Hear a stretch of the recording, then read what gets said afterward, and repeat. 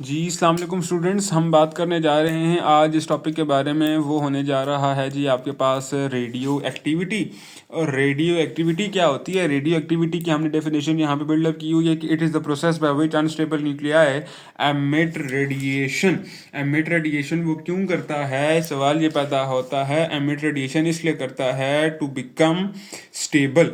ठीक है जी, स्टेबिलिटी की तरफ वो भागता है, और वो स्टेबिलिटी की तरफ भागने के लिए वो क्या करता है? रेडिएशंस एमिट करता है। रेडिएशन आपके पास बहुत सारी एनर्जी बेसिकली होती है। हम कहते हैं कि रेडिएशन जो होता है वो एनर्जी की फॉर्म में निकालता है। ठीक है, और रेडिएशन क्या होती है, कितनी किस्म की होती है, क्या कुछ होता है, वो जो कुछ भी होता है वो भी हम बाद में पढ़ने जा रहे हैं। सबसे पहले हम बात करते हैं कि रेडियो एक्टिविटी की शुरुआतें कहाँ से हुई जी। ठीक है जी, शुरुआत ऐसी हुई कि जो बहुत ज़्यादा हैवी और अनस्टेबल न्यूक्लियाई होते हैं बेसिकली, वो कॉन्स्टेंटली आपके डिसइंटीग्रेट होते रहते हैं, और उनका जो एटॉमिक नंबर होता है वो होता है ग्रेटर देन 82 या फिर इक्वल देन 82। ठीक है, वो जो होते हैं बहुत ज़्यादा अनस्टेबल होते हैं, इस वजह से वो आपके पास जी कॉन्स्टेंटली डिसइंटीग्रेट करते रहते हैं। स्टेबल एटम बनने के लिए वो अपने अंदर से कुछ ना कुछ एनर्जी निकालते रहते हैं, मैस कम करते रहते हैं, मैस कम करते रहते हैं, करते करते करते वो स्टेबिलिटी की तरफ बेसिकली भागते हैं, समझ लें। ठीक है जी, इस सारे प्रोसीजर को हम कहते हैं जी रेडियो एक्टिविटी।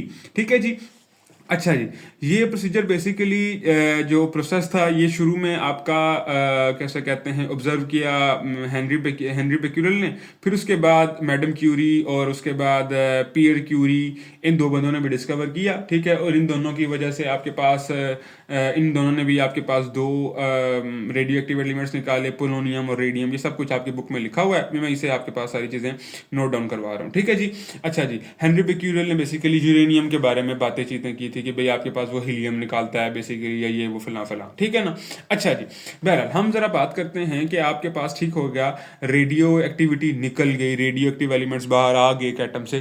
क्या सारी की सारी रेडियो एक्टिव एलिमेंट्स जो बाहर निकल रहे हैं वो सारे सेम है या डिफरेंट है? ठीक है जी, ये बेसिकली एक एक्सपेरिमेंट के थ्रू ये काम किया गया कि हमने क्या किया कि एक लिया जी, एक वैक्यूम चैम्बर ले लिया जी। ठीक है जी, वैक्यूम चैम्बर ले लिया, और वैक्यूम चैम्बर के हमने साथ नीचे लिंक कर दिया, एक साथ नीचे एक और जगह जहाँ पे हमने रख दिया एक रेडियो एक्टिव एलिमेंट, यहाँ पे हमने नीचे रख दिया।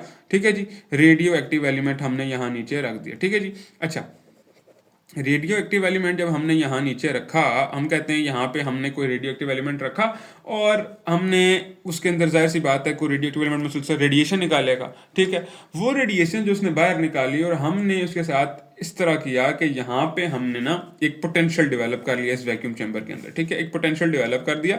ठीक है, और पोटेंशियल इस तरीके से डेवलप किया कि यहाँ पे हमने लगाई पॉजिटिव प्लेट, और यहाँ पे हमने लगा दी जी नेगेटिव प्लेट, और यहाँ ऊपर हमने एक लगा दी जी फोटोग्राफिक फिल्म बना दीजिए। ठीक है, फोटोग्राफिक फिल्म बेसिकली क्यों लगाई कि जब कोई चीज़ के साथ जाकर टकराएगी तो वो ल्यूमिनेंस पैदा करेगा। ठीक है जी, फ्लोरेसेंस बेसिकली पैदा करेगा। ठीक है, फ्लोरेसेंस मतलब लाइट पैदा करेगा। ठीक है, अच्छा, अब हमने कहा यहाँ से रेडिएशंस आई, कुछ रेडिएशंस यहाँ से सीधी आती आती बेंड होके इधर चली गई। ठीक है जी, कुछ रेडिएशंस चलती चलती चलती बेंड होके राइट साइड को चलेगी, और कुछ रेडिएशंस चलती चलती चलती सीधा दरमियान में जाके ऑन द स्पॉट हिट कर गई। ठीक है जी, अच्छा जी, हम कहते हैं कुछ राइट पे गई, कुछ लेफ्ट पे गई, और कुछ मिड में चली गई। ठीक है जी, जो राइट पे गई, ठीक है, मतलब कि वो जो नेगेटिव प्लेट की तरफ बेंड करके गई, जाहिर सी बात है आपके पास अगर कोई चीज़ नेगेटिव की तरफ अट्रैक्ट करती है मतलब कि वो कोई पॉजिटिव होगा। ठीक है, और जो पॉजिटिव की तरफ अट्रैक्ट कर रही है वो जाहिर सी बात है कुछ नेगेटिव चीज़ होगी, और जो ना पॉजिटिव और ना नेगेटिव की तरफ जा रहा है बल्कि सीधा जा रहा है, वो जाहिर सी बात है कोई ऐसी चीज़ होगी जो कि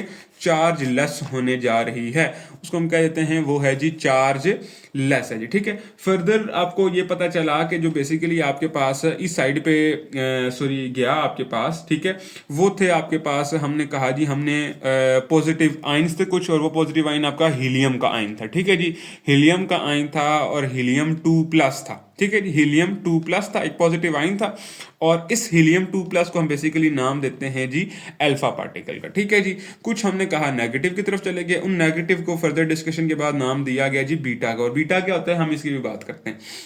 और जो आपके पास स्ट्रेट फॉरवर्ड सीधा चला गया उसको हमने नाम दे दिया जी, आपके पास चार्ज लेस था, हमने चार्ज लेस को नाम दे दिया जी गामा का रेज का, गामा रेज या गैमा रेज उसे हम कह सकते हैं। ठीक है जी, अच्छा जी, उससे हमने नाम दे दिया जी गैमा रेज का नाम दे दिया। ठीक है जी, अच्छा जी, उसके बाद हमने कहा जाहिर सी बात है तीनों आपके पास कुछ डिफरेंट है। अब तीनों अल्फा बीटा और गैमा की नेचर क्या है आपके पास, ठीक है जी। तीनों अल्फा बीटा और गैमा की नेचर क्या है ये हम लोग डिस्कस कर लेते हैं। बेसिकली 10th क्लास में आपने बहुत डिटेल में ये टॉपिक्स पढ़े होंगे, ठीक है। आपने अल्फा पार्टिकल की, बीटा पार्टिकल की और गैमा की भी थोड़ी बहुत डिटेल्स पढ़ी होंगी। जितना उधर पढ़ा है इतना भी हमने इधर भी उतना ही पढ़ना है। बहरहाल फिर भी हम थोड़ा सा एक्सप्लेन कर देते हैं कि अल्फा हमने क्या कहा, बेसिकली हीलियम 2+ था जी, ठीक है जी। और जिसके पास जो चार्ज था आपके पास +2 था जी, ठीक है जी, +2 इलेक्ट्रॉन, ठीक है जी। उसके बाद आपके पास इसका मास भी लिखा हुआ है जी, 4 एटॉमिक मास यूनिट था जी, ठीक है जी। उसके बाद हम बात करते हैं कि आपके पास जो बीटा पार्टिकल था, बीटा पार्टिकल बेसिकली क्या था, बीटा पार्टिकल बेसिकली एक था इलेक्ट्रॉन, ठीक है जी। एक इलेक्ट्रॉन था जो कि निहायत फास्ट मूविंग था, ठीक है जी। एक इलेक्ट्रॉन था फास्ट मूविंग, ठीक है, फास्ट मूविंग इलेक्ट्रॉन था बेसिकली, ठीक है। और आपके पास जो गैमा रेज थी, इनको रेज भी इसी वजह से कहा जाता है, ठीक है। इसको अल्फा पार्टिकल और बीटा पार्टिकल कहा जाता है। इसको गैमा को गैमा पार्टिकल कहा जाता है, लेकिन बहुत ही कम कहा जाता है, बल्कि गैमा रेज कहा जाता है। बेसिकली ये एक रेडिएशन ही थी, ठीक है, वेव्स थी, कुछ वेव्स थी, इलेक्ट्रोमैग्नेटिक वेव्स थी बेसिकली निकली थी, ठीक है। इसलिए हम इसे नाम देते हैं गैमा रेज का, ठीक है। और इनके ऊपर कोई चार्ज नहीं था, ठीक है। आपके पास जो थी ये चार्ज लेस थी, ठीक है। बिल्कुल जिस तरह एक्सरे होती है या कोई आपके पास इंफ्रारेड रेज होती हैं, इलेक्ट्रोमैग्नेटिक वेव्स होती हैं, विजिबल लाइट होती है, ये भी इलेक्ट्रोमैग्नेटिक वेव होती है। बिल्कुल इसी तरह आपके पास निकली कुछ रेज निकली, जिसे हमने नाम दे दिया जी गामा रेज का, ये गामा रेज का नाम दे दिया, ठीक है।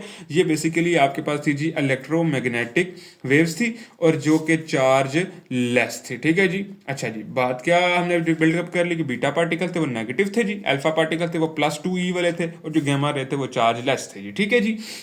अच्छा जी, उसके बाद आपके पास कहते हैं एक और बात भी कि आपके पास जी जाहिर सी बात है, हमने अभी दोबारा से जरा पीछे चलते हैं कि आपके पास कुछ इधर बैंड कर गए, कुछ इधर बैंड कर गए और कुछ स्ट्रेट चले गए। जो इधर बैंड कर गए उसे हमने अल्फा का नाम दे दिया, जो इधर चले गए बीटा का नाम दे दिया, वो जो स्ट्रेट फॉरवर्ड चले गया उनको हमने गैमा का नाम दे दिया, ठीक है जी। अच्छा, अब बेसिकली कुछ रेडियो एक्टिविटी के प्रोसीजर भी हमने डिस्कस करने हैं। नेक्स्ट टॉपिक में आपके पास हम लोग डिस्कस करेंगे, इसी का सब टॉपिक है आपके पास न्यूक्लियर ट्रांसपोर्टेशन, वो डिस्कस करेंगे फर्दर, तो आपको ये वाली चीज़ें भी क्लियर हो जाएंगी। उम्मीद है आपको आज का ये छोटा सा लेक्चर समझ आया होगा, और अगर कोई क्वेश्चन है तो सेंड देम माय वे, और इंशाल्लाह तबारक अल्लाह नेक्स्ट लेक्चर में मुलाकात होती है। अल्लाह हाफिज़।